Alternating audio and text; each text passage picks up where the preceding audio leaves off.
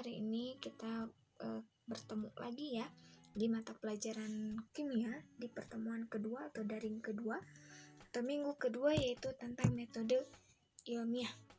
Apa sih metode ilmiah? Kenapa sih harus ada metode ilmiah yang namanya metode ilmiah gitu ya? Nah, di sains atau di IPA atau di kimia itu sendiri ya, kita jurusan IPA itu harus mengetahui atau harus banyak melakukan eksperimen sebetulnya ya di laboratorium. Nah, di sini kalian harus tahu dulu metode ilmiah itu apa. Nah, kalian boleh ditulis saja ya, karena di sini saya menuliskan poin penting-pentingnya saja. Jadi boleh dituliskan. Jadi metode ilmiah itu adalah proses ilmiah atau proses keilmuan untuk memperoleh pengetahuan secara sistematis berdasarkan bukti fisik. Nah, di sini sistematisnya itu adalah harus berurutan dari awal sampai akhir, dari A ke B ke C gitu ya, dari 1, 2, 3 dan seterusnya. Nah, ilmuwan ini melakukan pengamatan serta membentuk hipotesis dalam usahanya untuk menjelaskan fenomena alam. Artinya, ketika kita tidak bisa menjelaskan kenapa nih seperti ini, nah ini dilakukanlah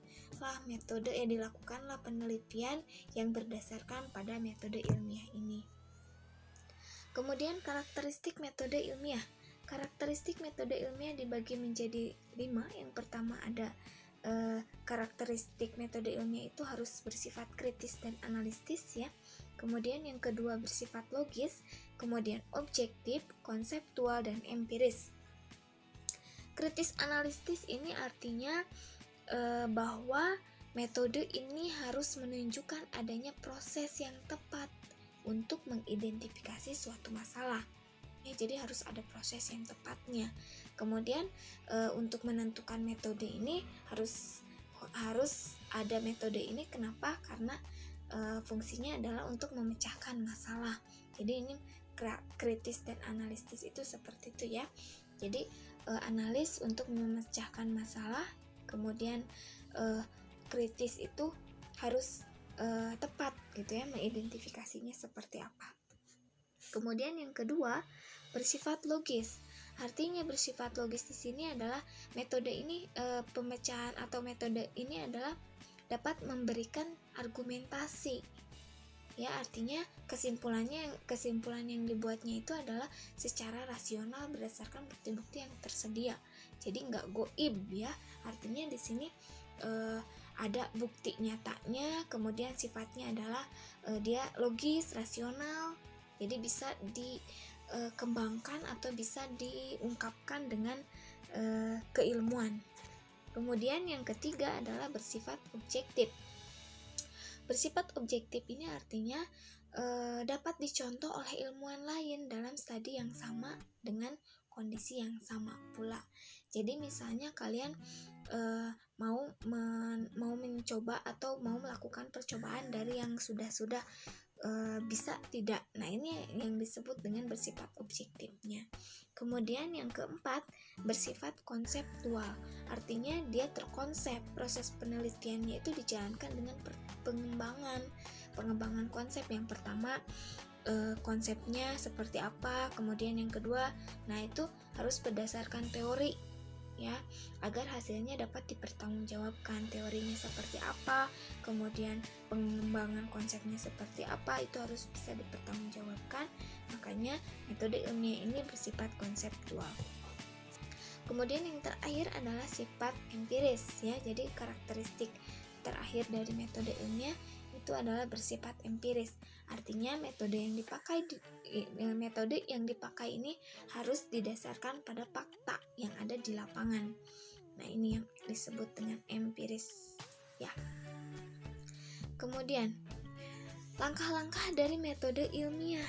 Nah, ada loh langkah-langkahnya. Yang pertama adalah harus adanya masalah dulu. Masalahnya apa sih?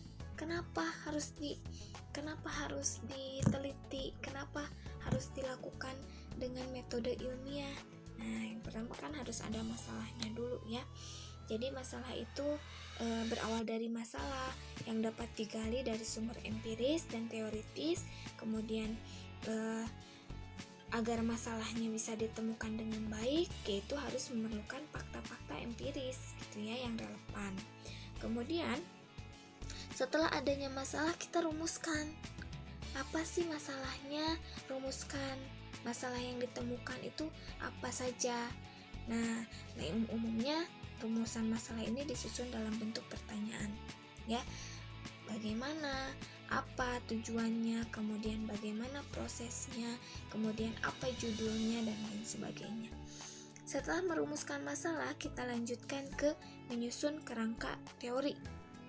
Nah, dalam menyusun kerangka teori ini berarti kita harus tahu ya bagaimana teori-teorinya ini sesuainya dengan apa gitu ya. Jadi sesuai dengan rumusan masalah yang kalian dapatkan itu harus ada teorinya. Jadi jangan sampai ketika kita ingin melakukan percobaan teorinya tidak ada. Jadi nanti bisa-bisa jangan asal-asalan ya. Jadi sesuai dengan teori. Misalnya kalau kita mencampurkan larutan 1 dengan larutan 2, kalau tanpa teori kita nggak tahu teorinya, bisa-bisa itu jadi meledak ya. Jadi jangan sampai tanpa teori. Kemudian yang ketiga adalah merumuskan hipotesis. Jadi hipotesisnya seperti apa? Nah, masalah yang dirumuskan tadi kan harus dengan hipotesis yang diajukan. Jadi hipotesis ini digali dari penelusuran referensi teoritis dan mengkaji hasil-hasil pengkajian sebelumnya atau penelitian sebelumnya. Jadi dikaji lagi hipotesisnya. Merumuskan hipotesis itu adalah dugaan-dugaan yang akan dilakukan dalam percobaan ilmiah itu sendiri. Jadi bagaimana hasilnya nanti, kemudian bagaimana pengajuan pertanyaan, menjawab pertanyaan yang ada dalam rumusan masalah itu. Nah, setelah merumuskan hipotesis atau dugaan-dugaan yang akan kita pelajari, kemudian kita langsung melakukan penelitiannya atau kita langsung melakukan eksperimennya. Nah, dalam melakukan eksperimen ini kita harus banyak mengolah data dan menganalisis data ya. Jadi setelah menentukan atau melakukan eksperimennya, lanjut kita lakukan atau analisis datanya, mengolah dalam bentuk tabel ya. Kemudian setelah kita dapatkan analisis data dari penelitian itu, kita dapat menarik kesimpulan nih. Apa nih kesimpulannya? Kemudian kita publikasikan hasilnya ya dengan menyusun teori, yaitu dengan presentasi bisa mengkomunikasikannya ke teman-teman apa yang sudah kalian dapatkan di metode ilmiah ini atau dari penelitian ini menggunakan metode ilmiah seperti itu ya. Nah, setelah kalian melakukan eksperimen, kemudian kalian bisa menemukan kesimpulan. Nah, kita lanjutkan melakukan atau membuat laporan penelitian. Jadi ada laporannya, report nih. Jadi artinya di sini setelah melakukan eksperimen dengan metode ilmiah, kalian harus ada laporannya. Ya, yang pertama ada judul, kemudian kata pengantar, daftar tabel, daftar gambar, lampiran, daftar isi, abstraknya, kemudian pendahuluan, tinjauan pustaka, kemudian metode penelitiannya seperti apa, hasil dan pembahasannya, kesimpulan, kemudian daftar pustaka dan lampirannya.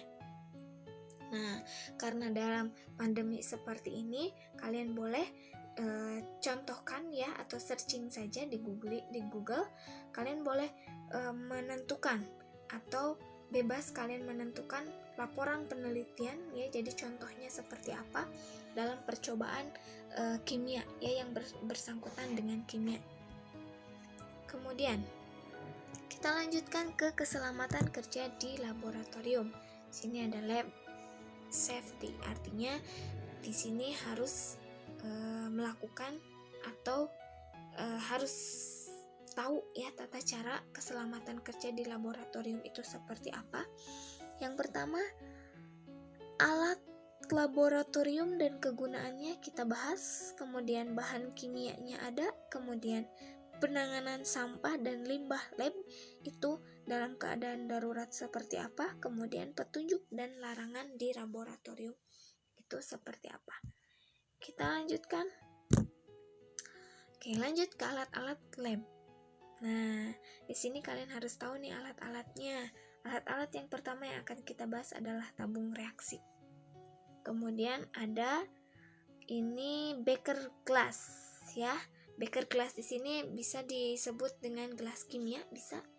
Kemudian di sini ada pipet tetes, kemudian ada gelas ukur, kemudian ada labu ukur, kemudian ada pengaduk, kemudian ada rak tabung reaksi, tentunya di sini sebagai tempat meletakkan tabung reaksi. Kemudian ada pembakar spiritus, yaitu sebagai alat pembakar selain dengan kompor kaki 3 ya, atau bunsen, nama lainnya bunsen. Kemudian ada corong kaca, ada Erlenmeyer. Erlenmeyer di sini fungsinya yaitu untuk menampung dan mencampur bahan ya yang bersifat larutan.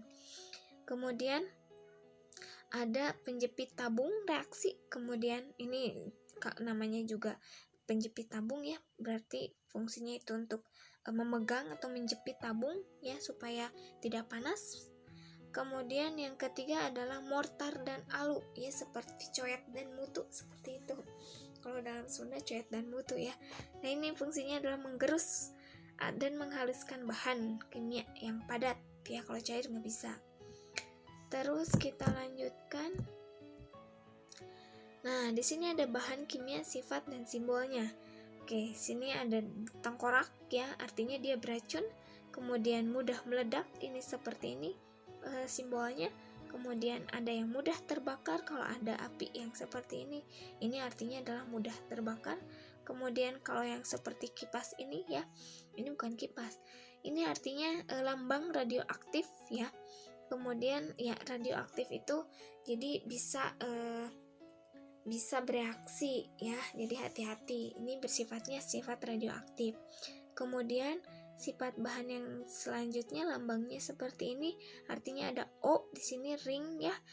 Kemudian ada tanda api di atasnya, itu masuknya ke pengoksidasi. Kemudian ada tanda silang N, artinya di sini berbahaya jika masuk melalui pernapasan dan mulut serta kontak kulit, bisa saja misalnya jadi iritasi ya. Kemudian lanjutkan. Selanjutnya, nah di sini ada ketika kena tangan atau dengan bahan-bahan itu berbahaya ya, ada tetesan-tetesan, artinya dia kalau menetes dalam tangan ataupun benda yang lain itu artinya korosif, jadi mudah bereaksi dengan yang lain, artinya kalau kena baju itu bisa bolong. Kemudian yang selanjutnya X di sini menyebabkan iritasi, kemudian ini adalah menyebabkan lingkungan yang berbahaya ya, jadi membahayakan. Nah, artinya di sini dia bahaya bagi lingkungan, jadi harus hati-hati. Nah, ini contohnya di sini ada gambar tengkorak, tadi artinya beracun ya. Kemudian ini X, kemudian ada N-nya di sini, artinya menyebabkan iritasi pada mulut juga, pada kulit juga ya. Seperti itu. Kemudian lanjut. Kalian bisa baca saja sendiri ya. Jadi di sini petunjuk umumnya untuk menangani limbah atau buangan sampah. Jadi jangan sembarangan dibuang nih. Misalnya kalian habis menggunakan asam sulfat. Asam sulfat kan itu pekat ya, artinya bisa berbahaya bagi orang lain kalau misalnya disimpan di mana saja tanpa tahu orang lain itu membahayakan, jadi bisa saja dia diminum ya kan. Nah, jadi harus ada petunjuknya. Kemudian lanjut ya. Nah, di sini penanganan yang selanjutnya ini pada kebakaran. Kalau tadi di sini ada buangan sampahnya, kalau di sini petunjuk umum penanganan kebakaran. Kalau misalnya ada api atau percikan api, ini dibaca saja ya. Jadi jika nyala apinya kecil, lakukan pemadaman dengan alat pemadam api ringan. Jadi gini, jangan sampai kalian tidak tahu ketika ketika kompor yang menyala besar itu jangan sekali-kali disembur dengan air langsung ya. Jadi harusnya pakai lap basah itu supaya bisa padam gitu. Kemudian, nah ini petunjuk dan larangan di laboratorium, boleh kalian baca sendiri. Jadi hal-hal yang perlu diperhatikan di laboratorium itu seperti apa. Oke, nah seperti itu. Pertanyaannya nanti akan ada di kolom tugas ya, di tugas kelasnya. Silakan buka tugas kelasnya. Demikian penjelasannya sampai petunjuk dan larangan di laboratorium. Minggu depan kita ke struktur atom. Ya, wassalamualaikum warahmatullahi wabarakatuh.